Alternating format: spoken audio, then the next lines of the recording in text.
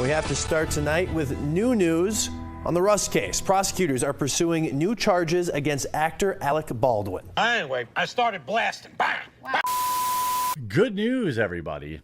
You know, a lot of people talk about the curse affecting certain actors and people out there.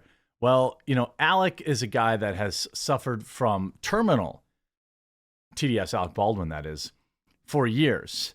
And it seems like ever since he contracted this TDS, everything's gone wrong for him in life. His wife has been busted like being a fake Spanish person or whatever. Basically, everybody in the mainstream public despises him. Everything's gone wrong for him with ever since he contracted TDS. And I feel bad for him. But everything that has happened has been literally self-inflicted. Now, if we look back, if we go back in the past, this was a man that was on a film set where somebody lost their life. He was the man who ultimately held the device that took that person's life. He was charged at the time, and those charges ended up getting dropped, and everyone thought it was over. Well, looks like new charges.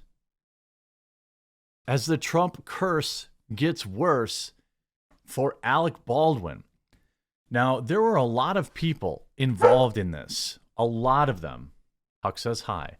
There is a lot of people involved in this, from the armorer, whose job it was to make sure that there are no live rounds in anything, to Alec Baldwin, who fired the round, to also Alec Baldwin, who owns the production company he owns the production company that made the movie. So there were civil liabilities and criminal liabilities. He ends up, and also, by the way, the armorer was some weirdo leftoid who probably just kept getting jobs because of their various pronouns instead of their actual qualifications, because they had actually had something similar. They had a similar on-set issue, I think, with a Nicolas Cage movie. I feel like I remember that. This was like last summer, I think, where there was another mess up. The armorer's job is to be in charge of the armory. It is, pretty curious that this moron took the props out to a range. Essentially, what is the most likely scenario is that she allowed somebody to take these revolvers out to the range, and someone left one in the chamber. And then the string of actual epic failures up until the point where this woman lost her life is legendary. The armor never checked it.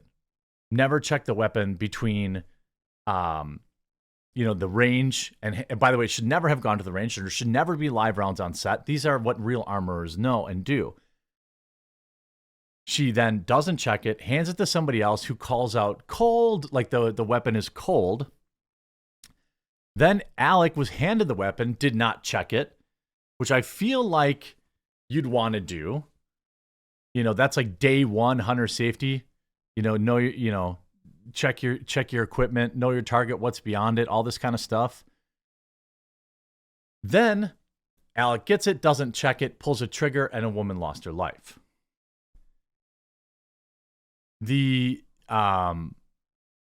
So you see now prosecutors, so he thought he beat the charges, but prosecutors are now recharging Alec Baldwin.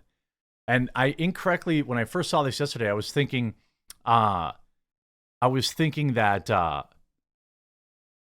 this was a double jeopardy thing, but then people informed me that double jeopardy only comes into play when you've actually had a trial. Since the charges were dropped, they're allowed to refile them. So Reuters writes, New Mexico prosecutors on Tuesday said they intended to recharge Alec Baldwin now with involuntary taking of life for the incident that happened to a Rust cinematographer, Helena Hutchins, back in 2021. Baldwin's case will be brought before a grand jury in mid-November. Special Prosecutor Carrie Morrissey said. The move followed results of an independent forensic test that found Baldwin had to have pulled the trigger of the revolver he was rehearsing with for it to fire the live round. No kidding. You had to actually pay somebody to know that you have to pull the trigger? That's really weird. I'm assuming there must have been some more evidence or something that came to light, and that evidence was in fact that he pulled the trigger. The finding was the same as the previous FBI test on the same firearm. After extensive investigation of the past several months, additional facts have come to light that we believe show Mr. Baldwin has criminal culpability. Baldwin has said he is not responsible for Hutchins' passing, and he did not pull the trigger. Well, see, that's the thing. You did. Of course you did. I was just holding and it went off.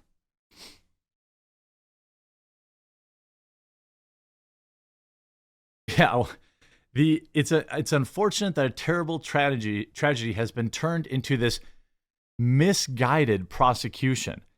We will answer any charges in court, Baldwin's lawyer said. The 30 Rock actor was originally charged back in January for it, along with the movie's chief weapons handler, Hannah Gutierrez, by the way, who faces a 2024 trial. Now, ultimately, Hannah Gutierrez, the blue-haired armorer, okay, she was charged with tampering with evidence. You can see the yellow and purple hair and know that they are a weapons expert. This is someone who prosecutors Thursday charged Russ Film Armor with tampering with evidence in relation to the incident. In the charges, in addition to 2 counts of involuntary taking of life filed against Gutierrez earlier this year. Gutierrez Reed transferred narcotics to another person with the intent to prevent the apprehension, prosecution, or conviction of herself, the amended complaint says. Gutierrez Reed was likely hungover when she loaded a prop used by actor Alec Baldwin that fired a live round. Witnesses told investigators that Gutierrez Reed was heavily drinking and smoking herb in the evenings during the filming of Rust. The filing from prosecutors said. So they hire a purple, blue-haired woman who's getting baked every night, getting drunk, and then getting up and having to deal with firearms in the morning. And now, again, like, Schilling wrote, knowing full well the probability that this email may be subject to an IPRA Inspection of Public Records Act, I'm compelled to respectfully offer the following.